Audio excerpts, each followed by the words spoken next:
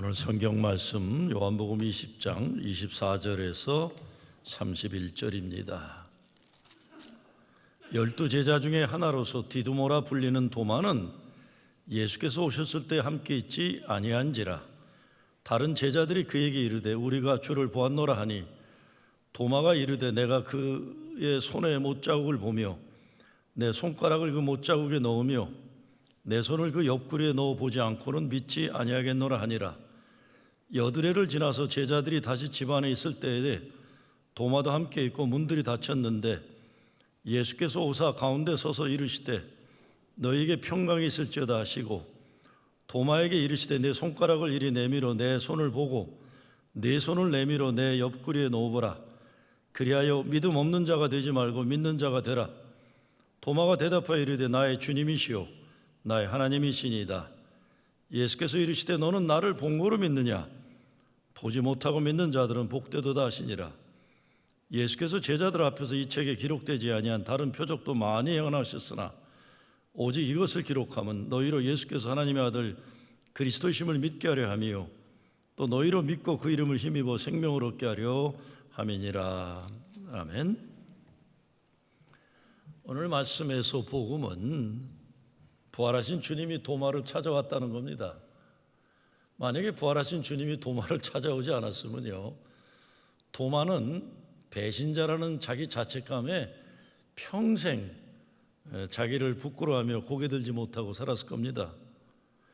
도마가 사실 괜찮은 제자 중에 하나입니다. 오늘 24절에 보면 12제자 중에 하나로 디두모라 불리는 도마라고 그랬는데 이 디두모라는 뜻은 쌍둥이라는 뜻이에요. 도마도 쌍둥이라는 뜻입니다. 토마스, 쌍둥이라는 뜻인데 예수님과 육신의 쌍둥이라기보다 그 당시 제자들 사이에 그래도 예수님하고 똑같이 그래도 제대로 된 거는 도마다 이런 겁니다. 그 정도로 대단한 인간이었는데 사실 요한복음만이 아니라 복음서에서 도마에 대해서 별로 그렇게 괜찮은 제자로 부각을 안 시켜줍니다. 제가 나중에 그 말씀 좀 드리겠는데요, 용기도 없고 의리도 있던 그런 자기였는데 다른 인간들 도망갈 때 자기도 도망간 거예요. 그러니까 가룟 유다만이 배신자가 아니라 자기도 배신자라는 자책감으로 괴로운 인생을 살았을 겁니다. 그런데 주님이 부활하시고 도마를 찾아왔어요. 여러분, 내 인생을 맡길 수 있는 분, 믿을 수 있는 분, 내 인생을 바쳐서 삶의 의미 있는 그분, 나의 주님, 나의 하나님, 이 고백할 수 있으면 진짜 행복한 인생입니다. 독생자 십자가에 달려 죽기까지 우리의 죄를 용서하기 원하셨고 우리 살리고 사랑하신 분이 나의 하나님을 고백하는 행복한 거죠. 교회는 예수가 그리스도이심의 신앙 고백에 세워져 있습니다. 사람들 자기들 생각이나 어느 집단들의 이기적인 목적을 위해서 계획해 생긴 건 아닙니다. 오늘 성경을 보면 도마란 인물에 대해 별 대단한 내용이 나오지 않아요. 성경 어디에도 도마란 인물 대단한 게 안 나옵니다. 제가 말씀드렸듯이 도마가 엄청 대단한 인간이거든요. 오늘 제가 부활주일날 도마에 대한 이야기 평상시에 한 번도 안 한 설교 한 번 할 테니까 혹시 좀 당황스러운 분들이 계셔도 또 저런 게 가능하구나 그냥 넘어가 주시면 좋겠습니다.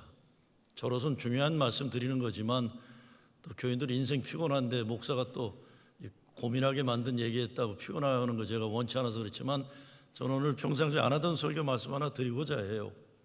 그건 딴 게 아닙니다. 왜 도마라는 제자가 예수의 제자로서 가지는 중요성을 약화시키는 일이 있었을까 하는 겁니다. 거기에 의도적인 일들이 있었다는 겁니다. 그게 뭡니까? 기독교가 로마 제국의 국교가 되면서 일어났다는 학자들의 의견이 많이 있어요.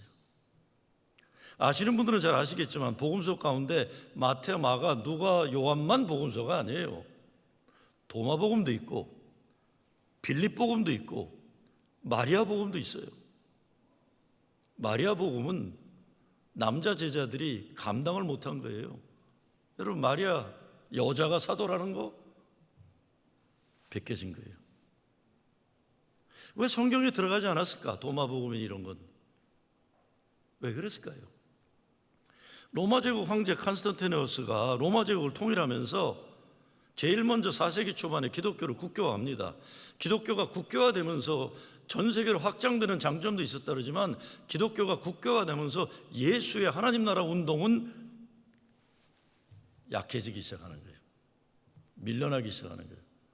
예수는 교회를 세우려던 분이 아닙니다. 하나님 나라 운동을 위해서 하나님 나라 이 땅에 세우거든. 하나님 나라 살아가던 분인데 제도화된 교회가 되면서 국교화가 되면서 황제의 그걸 받는 교회가 되면서 전 세계로 확장됐다고 그러지만 예수의 정신이 많이 사라진 거죠. 그래서 콘스탄티누스가 제국을 통치할 이데올로기로 하나의 하나님, 하나의 성경, 하나의 종교, 하나의 교리를 만들라고 교회에다 요청한 겁니다. 이 과정에서 니케아라는 곳에 모인 당시 로마교회 지도자 300여 명이 신약 성경은 27권으로 결정한다. 당시에 존재했던 도마복음이니 마리아복음이니 빌립복음이니 이런 것들은 아니다. 그러면서 이단시하고 영지주의적인 요소가 다분하다고 교회 금지시킵니다. 금서가 된 거예요. 옛날에 우리 김재하 노래가 못 부를 것들은 다 똑같은 거예요. 양은이에 부르던 노래 다 못 불렀던 거, 아침 이슬이니 상록수 다 똑같은 거예요. 로마 교회가 그런 결정을 하는 것은 로마 교회를 정통으로 하여서 이것을 중심으로 교회를 통일시킨다 하지만 로마 제국의 통일을 시킨 거예요. 그의 방침에 따르지 않는 신앙운동들은 금지시키고 이단시하는 겁니다. 결국 그리스 정교회나 러시아 정교회나 에집트 카틱 정교회, 동방교회하고는 적대관계가 되고 에집트 사막으로 숨어 들어가는 사람들이 사막의 수도승들이 되는 겁니다. 도마복음과 같은 문서들은 태워지거나 땅에 묻혀지게 되었던 겁니다. 일치란 말과 획일이란 말이 있어요. 일치는 유니티예요. 일치라는 것은 나와 다른 생각이 있는 사람들과도 더불어 살아가려는 마음과 노력, 그게 유니티예요. 일치. 획일은 유니포미티예요.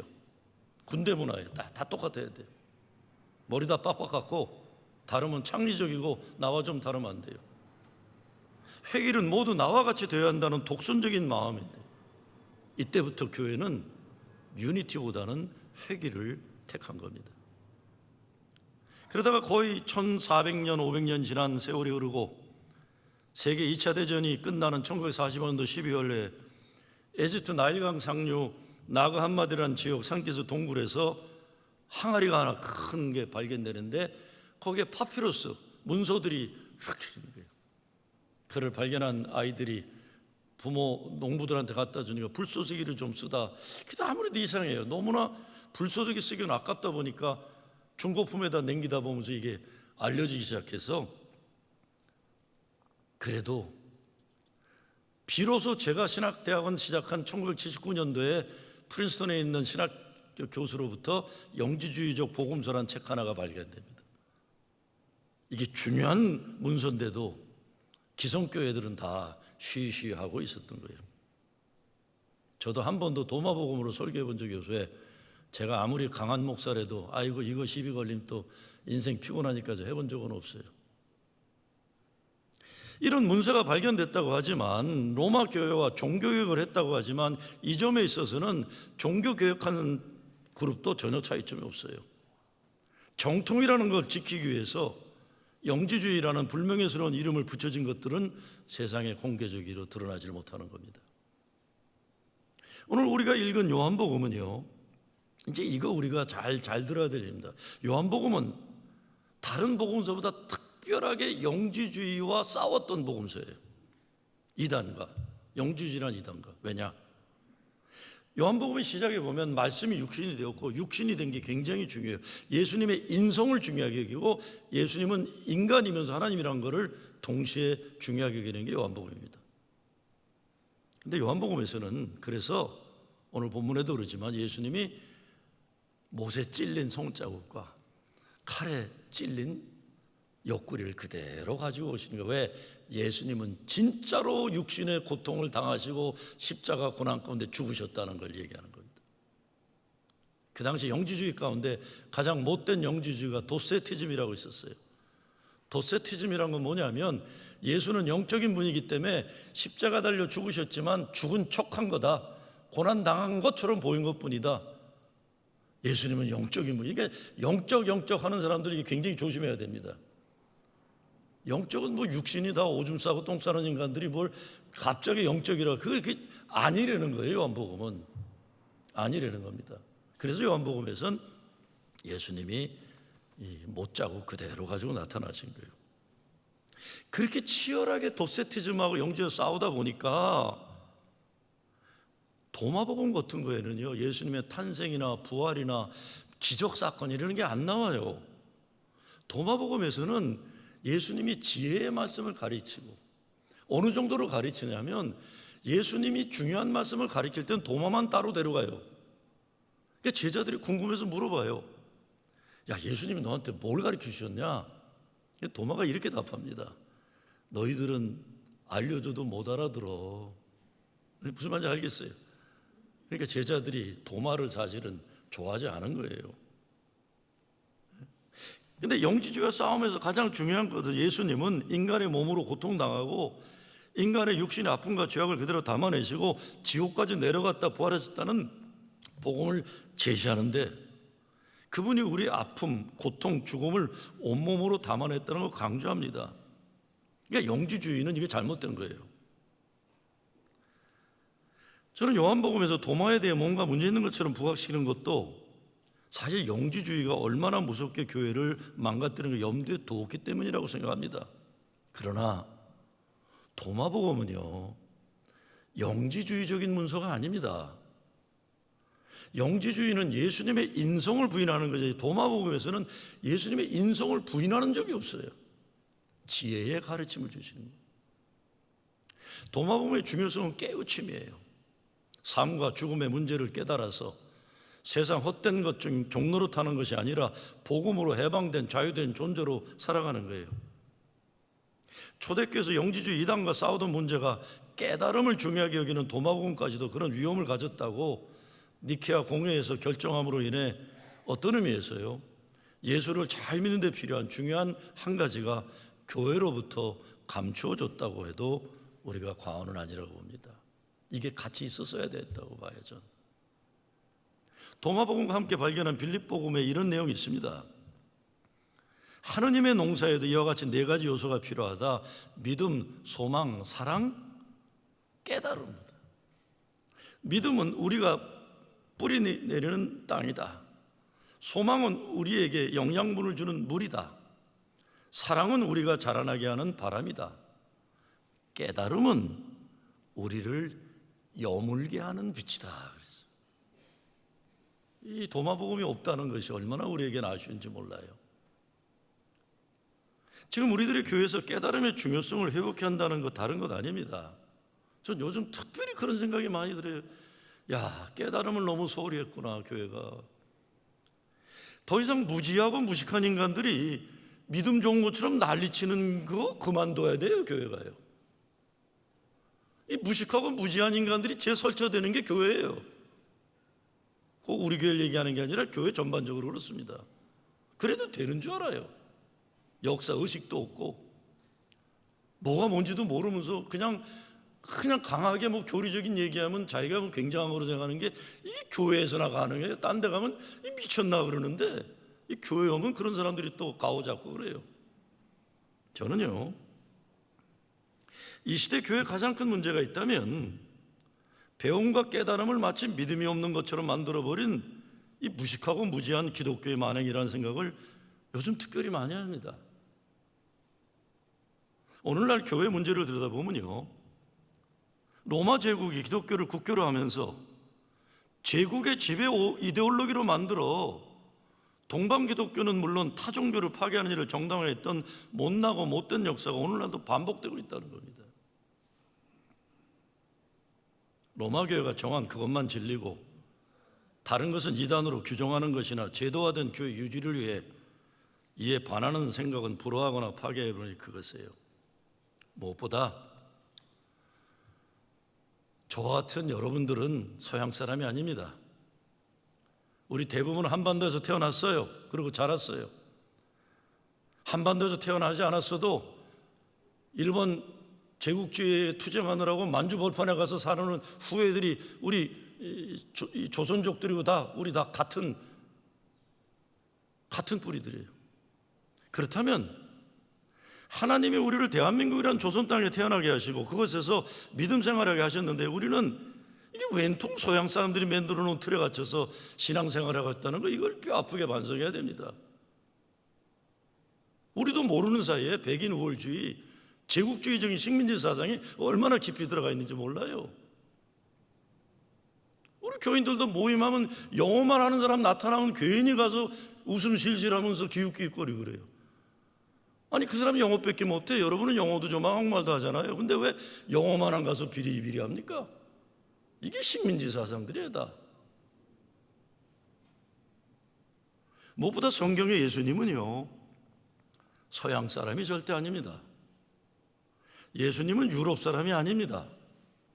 옛날 예수님 그림 그려놓은 인간이 그 스웨덴 사람인데, 그러니까 예수님이 얼굴 허옇고 코가 뾰족한 스웨덴 사람을 그려놨는데 우리나라 사람들은 그게 예수님인 줄 알아요. 어떻게 그게 예수님입니까? 예수님은 유대인인데요. 유대는 중동 아랍 사람이니까 코가 뭉뚱하고 피부가 검죠, 우리처럼. 문화적으로도 가치관적으로도 사실은 우리 동양 쪽에 가까운 분이에요. 서양 유럽 사람이 아니에요.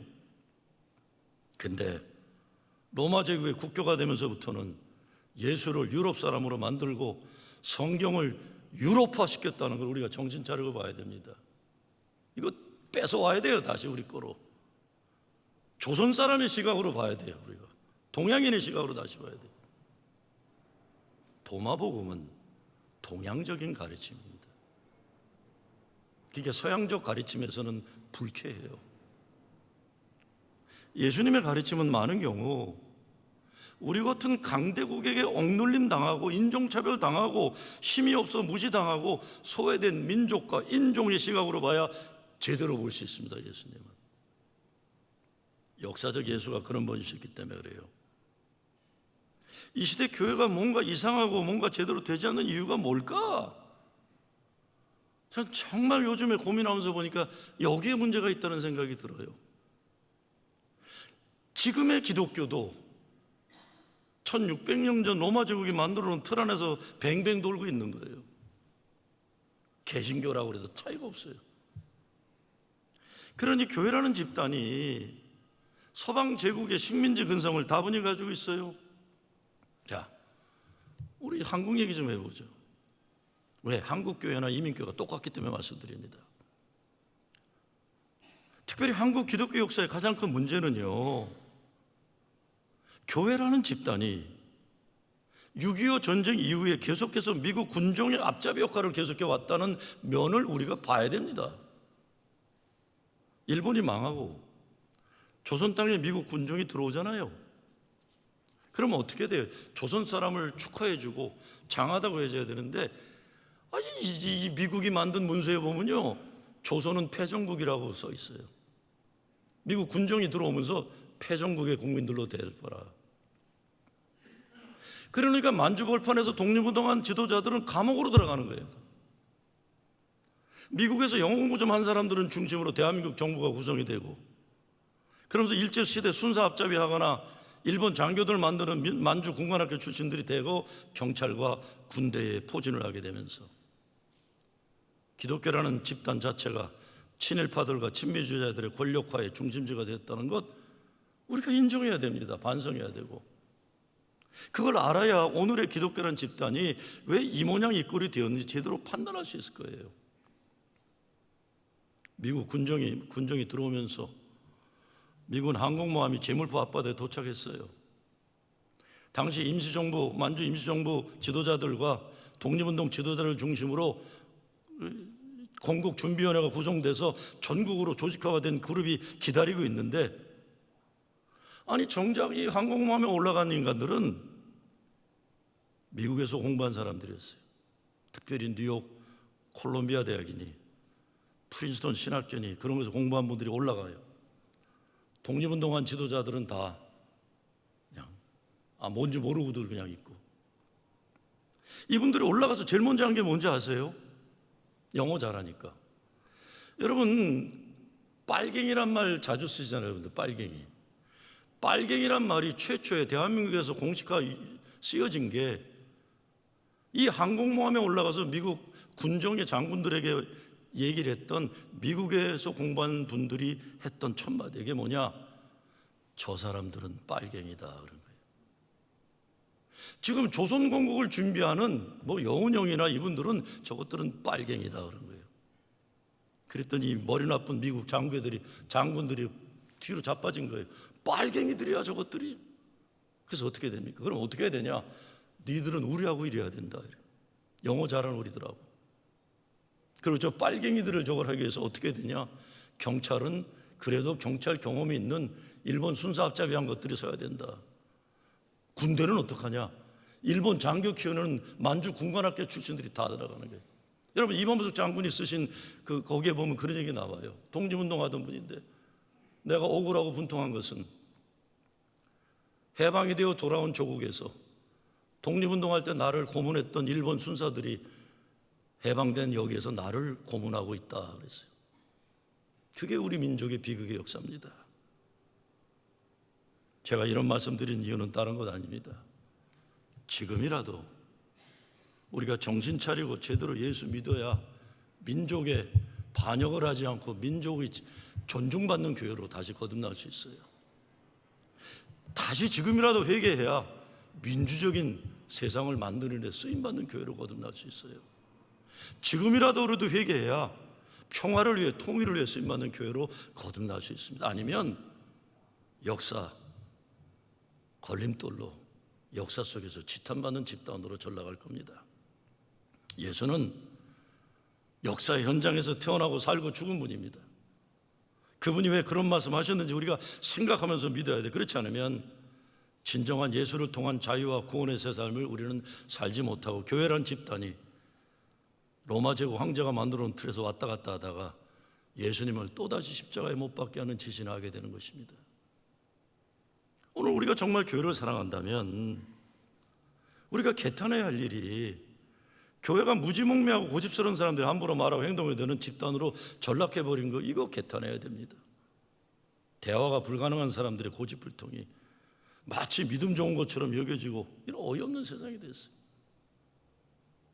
삶의 아름답고 거룩한 변화는 전혀 없는데 뭔가 교리적인 말을 강하게 하면 교회에서 믿음 좋은 사람이 되어버리고, 그런 인간들이 목사가 되고 장로가 되고 교권을 장악하니까 오늘날 교회 현실이 로마 제국 통치 이대 권리에 앞장섰던 로마 제국 교회 공무원들이 판을 치는 세상이 되어버린 것입니다. 더 기가 막힌 것은 이런 사람들 가운데 나름대로 대중을 선동하는 히틀러와 같은 인간들에게 배운 영웅 심리를 가진 인간들이 세상의 돈과 권력과 정치의 권력과 손을 잡고 오늘날도 설치고 있다는 거예요. 이런 인간들이 삐뚤어진 애국의 구호를 태극기 흔들리며 하나님 이름을 들먹거리며 외쳐대면 제일 잘 속아 넘어가는 게 예수쟁이들이에요. 나이를 먹으면서 믿음이 더 깊어지고 역사의식이 강해지고 후손들에게 뭔가 자랑스러운 미래를 남겨준 늙은이들이 되어야 되는데, 아무 때나 태극기 흔들리고 성적이 흔들고 이스라엘 국가 흔들고 요즘은 일장기까지 흔드는 늙은이들이 서울 광화문에 판을 치고 있는 거예요. 부끄러운 줄 몰라요. 부끄러운 줄 몰라요. 왜 제가 프로싱에 목회하는 목사에게 왜 거기나 여기나 똑같기 때문이에요. 뉴욕이나 광화문이나 똑같습니다. 똑같아요. 정신 차려야 됩니다. 우리 예수와 관계없는 것들을 열심히 강조하다가 교회가 망해가는 비극의 현실로 가고 있습니다. 하나님 나라 농사를 위한 믿음, 소망, 사랑, 깨달음을 회복해야 진정 예수님의 명령하신 세상의 빛과 소금이 될 수 있을 것입니다. 그렇다면 요한복음에서 도마의 입을 열어 신앙 고백을 하게 된 건 뭐예요?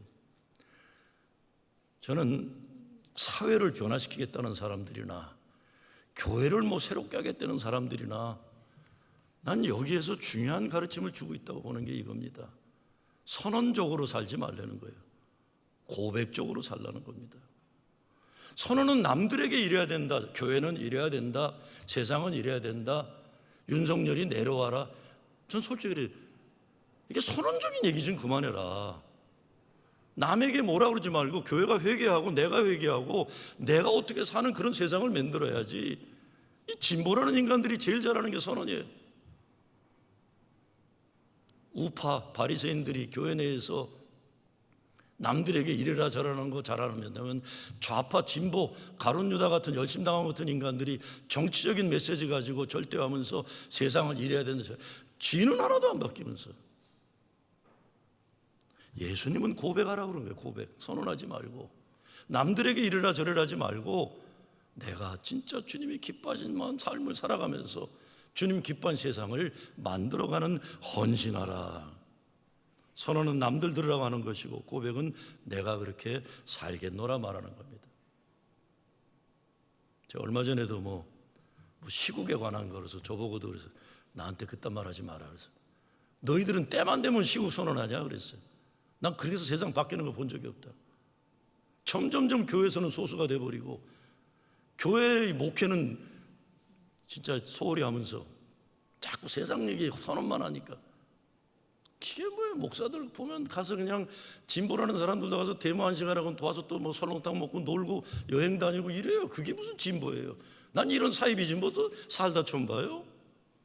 자기 걸 내놓고 헌신하고 정 우리 선배들 보면 자기 걸 다 희생하면서 나라를 위해서 조국을 위해서 바친 사람들로 가난하게 살았는데 선언적으로 사니까 멋부리는 게 멋부리는 거 그냥. 세상 안 바뀝니다. 하나님의 뜻에 따라 주님 말씀에 따라 내가 그리 살겠다는 고백이 아니라 남들에게 그렇게 살아야 한다고 말하는 사람들 많으면 세상도 안 변하고 인생 피곤합니다.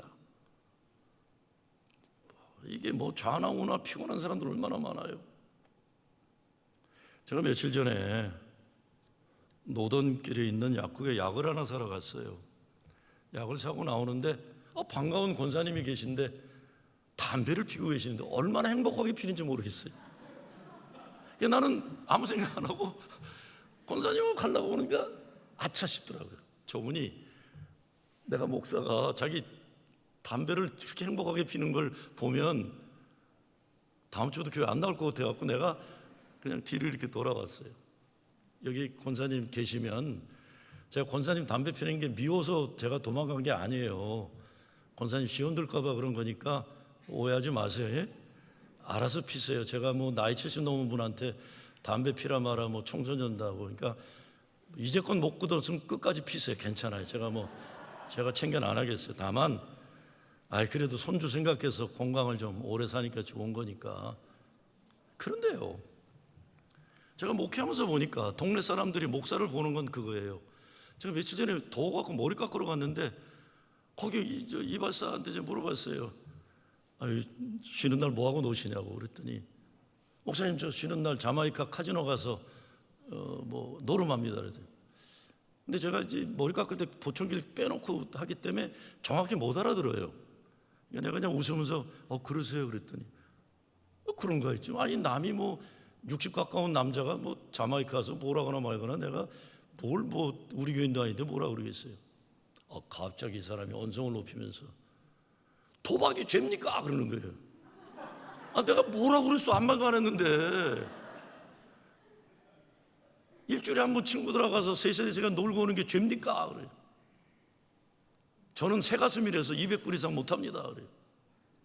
내가 뭐라 그랬어? 난 못 알아들어서 가만히 있었는데. 그러면 거기서 그치질 않더라고요. 만민중앙교회 이재욱이라는 목사도 교회 돈 가져가서 라스베가스에서 노름했는데 갑자기 나하고 그 사람 만민중앙교회 이재록 목사하고 갑자기 성도 대상이 돼버리니까 난 머리 깎다 말고 그래서 내가 한 말도 못하고 당했어요. 그냥 한마디 했죠. 그래도 가만히 있으면 안 될 거예요. 옆에 또 할머니들이 계시더라고 뒤에. 그래도 중독처럼 하시면 안 되죠. 그러고 말았어요. 교회라는 곳은 왜 사람들이 볼 때 이런 곳이 돼버렸나 몰라요. 담배 피는 거 가서 쫑코나 놓고 누가 뭐 아니 그 사람 일주일 내내 뭐 남의 머리 깎는데 200불어치 하고 온 돈을 따건 잃거나 내가 왜 뭐라고 그러겠어요?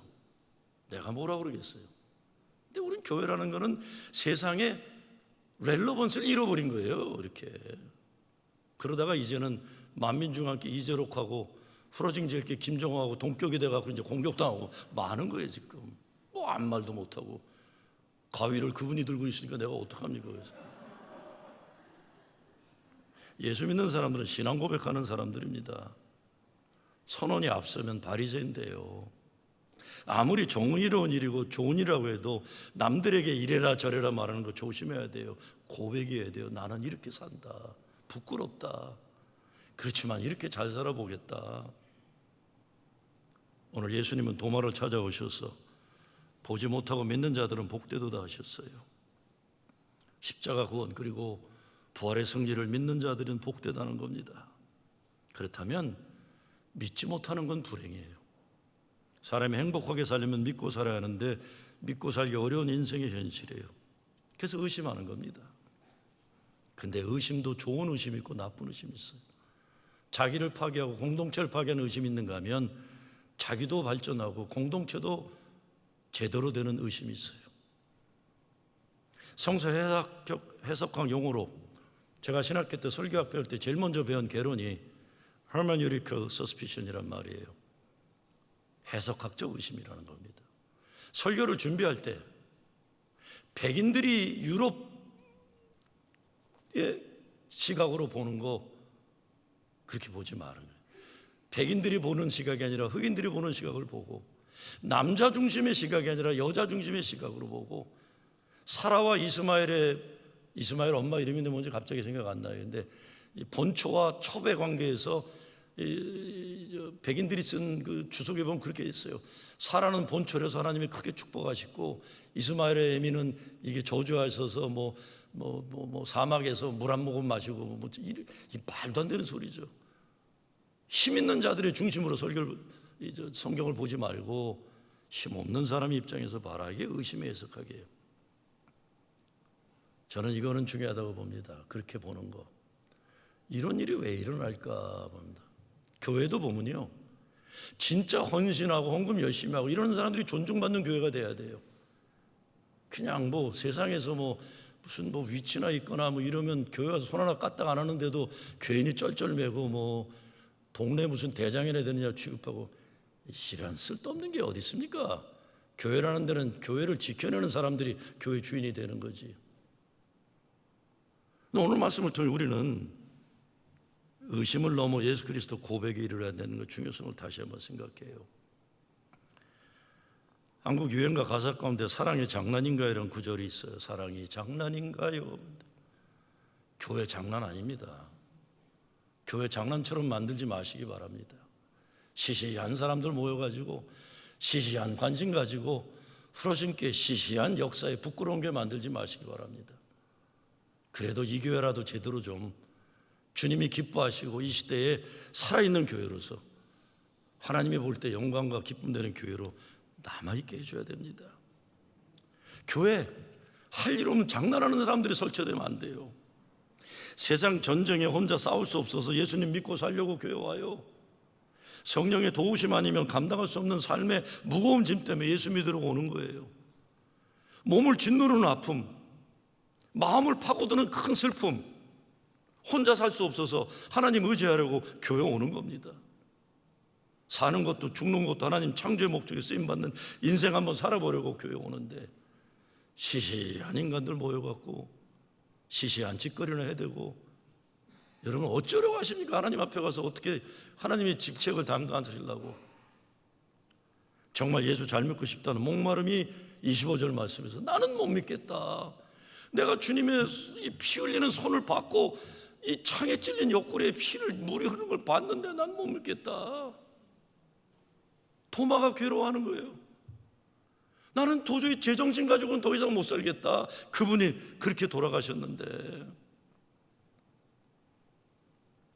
마지막으로 중요한 질문 던져야 됩니다. 왜 부활하신 주님이 좀 부활했으면요 거룩한 몸으로 깨끗한 몸으로 상처 하나도 없는 몸으로 이렇게 좀 부활하시면 안 돼요? 왜 손에 핏자국 나는 그대로 가지고 창에 찔린 이 약한 몸을 가지고 도마한테 나타나요? 야, 도마야, 봐라. 나 이제 부활해서 말짱하다. 옛날에 과거에 아픔, 어려움, 슬픔 없다. 나는 이제 모든 게 행복하고 모든 게 만사형통이다. 그럼 좀 좋아요? 아니에요. 못 자고 그대로 옆구리 찔린 창 그대로 가져오죠.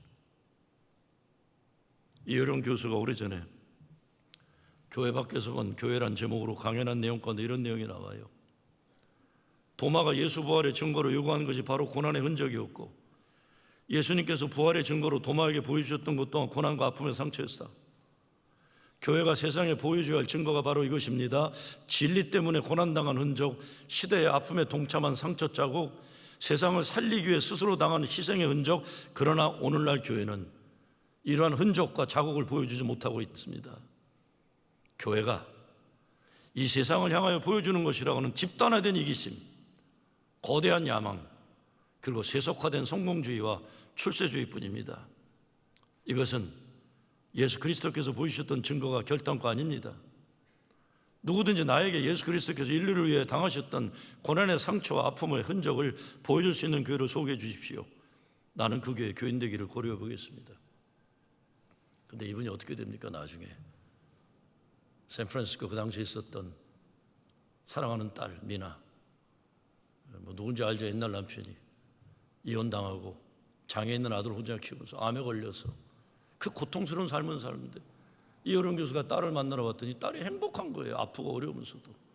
그때 그분이 무너진 거예요.